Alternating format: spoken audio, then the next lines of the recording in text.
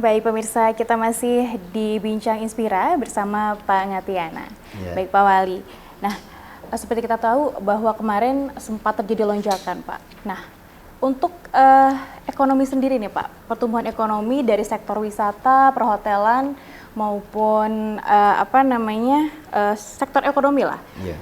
Seperti apa sih Pak sekarang sudah mulai bergairah kembali kah atau masih merangkak? Seperti itu. Ya alhamdulillah. Kalau saat ini ya saya katakan tadi ya perhotelan memang ada tapi kapasitasnya volumenya kecil. Juga wisata juga kecil, tapi mall juga ada, perbelanjaan ada. Tetapi alhamdulillah masyarakatnya sudah mulai semangat lagi. Dan bahkan di Cimahi sendiri mengenai ekonomi ini di tengah-tengah pandemi Covid-19 masih bisa mempertahankan tentang ekonominya. Alhamdulillah sekarang mall, wisata, hotel juga sudah mulai bangkit semangat lagi untuk berupaya bagaimana kita bisa beraktivitas dalam meningkatkan ekonomi khususnya di perhotelan, juga di mall-mall pelayanan, mall-mall, pasar-pasar modern ya, termasuk di hotel-hotel dan sebagainya. Baik, untuk membangkitkan kembali gairah perekonomian di Cimahi tentunya perlu dukungan dari pemerintah Kota Cimahi sendiri ya Pak ya. Ya. Nah, apa nih Pak upaya yang dilakukan oleh Pemkot Cimahi sendiri kepada pelaku ekonomi kreatif sendiri? Alhamdulillah secara umum memang laju pertumbuhan ekonomi ini membaik ya di Kota Cimahi.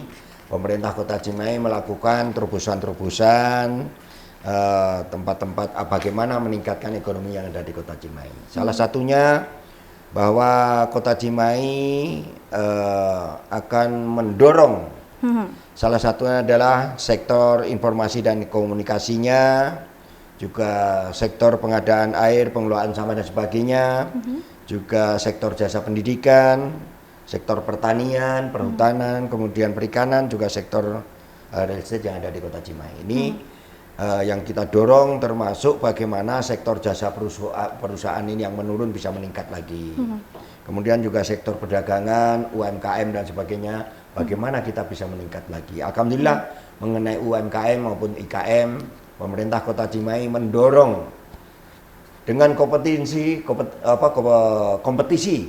bagaimana kita adu antara UMKM dengan IKM dikompetisikan nanti mendapatkan hadiah dan kita berikan modal untuk meningkatkan produksinya atau perusahaannya. Ini salah satu upaya-upaya yang dilakukan oleh pemerintah sehingga UMKM di Kota Cimahi semakin membaik termasuk IKM-nya. Nah ini salah satu yang mendorong itu ya.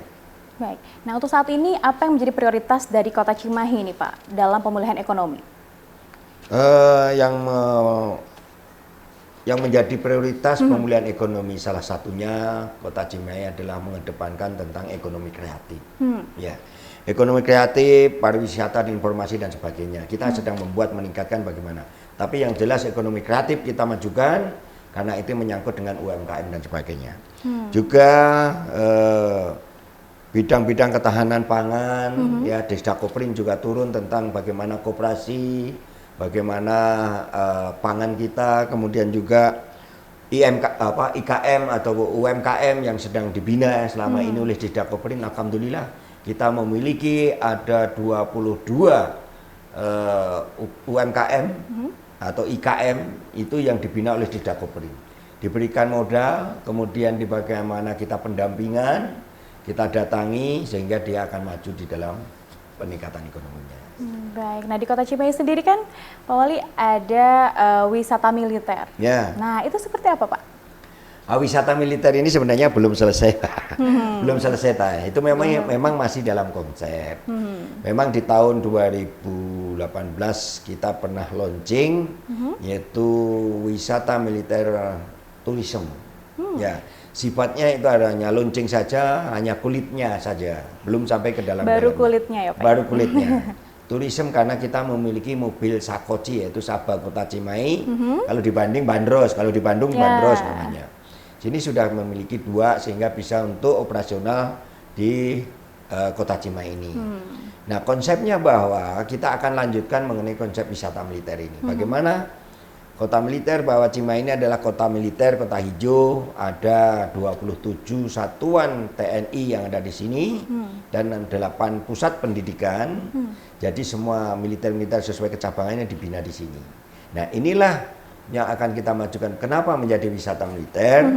Karena di sini adalah zaman kolonial Belanda adalah merupakan tangsi-tangsi militer. Di tahun 1887, 1886 itu Cimahi adalah tangsi-tangsi militer kolonial Belanda yang sekarang sudah menjadi cagar budaya atau heritage untuk kota Cimahi yang harus kita pertahankan dan sekarang menjadi pusat-pusat pendidikan militer. Nah, wisata militer sendiri kita belum bisa launching atau memasuki ke wilayah-wilayah tersebut sebelum kita ada izin dari Komandan Kodiklat TNI Angkatan Darat atau Pangdam 3 Siliwangi. Juga ini ada sasaran Pusdik-Pusdik, pusat pendidikan ini yang menjadikan sasaran wisata, termasuk Landmasmil yaitu lembaga pemasarakatan militer di Poncol, itu bangunannya arsiteknya masih kolonial, sehingga perlu dibuat sebagai sasaran wisata. Alhamdulillah kemarin dua tempat yaitu Rumah Sakit Dustira dengan Landmasmil lembaga pemasarakatan militer sudah kita tetapkan menjadi cagar budaya. Wow, luar biasa. Ini Cimahi, cuma Cimahi yang punya ya Pak ya? Jadi wisata Cimahi, militer? Iya, hanya karena kota Cimahi ini tidak dimiliki oleh daerah-daerah lain. Karena pusatnya pendidikan militer digodok di Kawah Candraguna ya di Cimahi ini. Di Cimahi. Nah itulah nanti menelurkan militer-militer dan sejarahnya di zaman kolonial banyak ada di Cimahi. Baik. Nah, untuk meningkatkan kembali perekonomian di Kota Cimahi tentunya perlu dukungan berbagai pihak ya Pak ya, dari pelakunya sendiri, dari pemerintah. Nah, kendala yang dihadapi Pak seperti apa? Alhamdulillah sebenarnya Kota Cimahi ini pemerintah tidak bisa bekerja sendiri. Tidak bisa bekerja sendiri sehingga Kota Cimahi membentuk yang namanya pentahelik. Pentahelik untuk meningkatkan ekonominya, ya salah satunya kita melibatkan akademisi, kita melibatkan juga media, kita libatkan pengusaha, kita melibatkan pemerintah dan komunitas. Ini salah satu ABCGS-nya itu. Ya, itu salah satunya untuk meningkatkan ekonomi kita melibatkan daripada pentahelik tadi. Nah, itu salah satunya.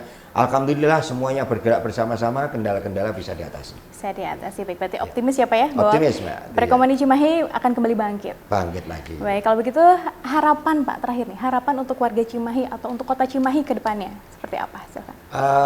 Saya mohonkan kepada seluruh warga Kota Cimahi, ayo kita semangat. Yang pertama, tingkatkan kembali bangkit, bahwa kita bangkit untuk ekonomi sehingga kehidupan kita akan tetap lebih baik daripada yang sudah kita lakukan. Salah satunya semangat untuk bangkit memulihkan ekonomi. Percaya kepada Allah Subhanahu wa taala bahwa Allah Subhanahu wa taala akan memberikan jalan yang terbaik kepada kita. Yang kedua, saya pesankan kepada seluruh masyarakat Kota Cimahi. Ayo kita tetap protokol kesehatan kita pegang teguh, kita laksanakan sampai nanti dinyatakan COVID benar-benar sudah hilang atau tidak ada lagi di bumi pertiwi kita. Oleh sebab itu, prokes jalankan, kemudian hindari kira-kira yang akan menimbulkan COVID ini tumbuh kembali. Salah satunya menghadapi Nataru atau Natal Tahun Baru.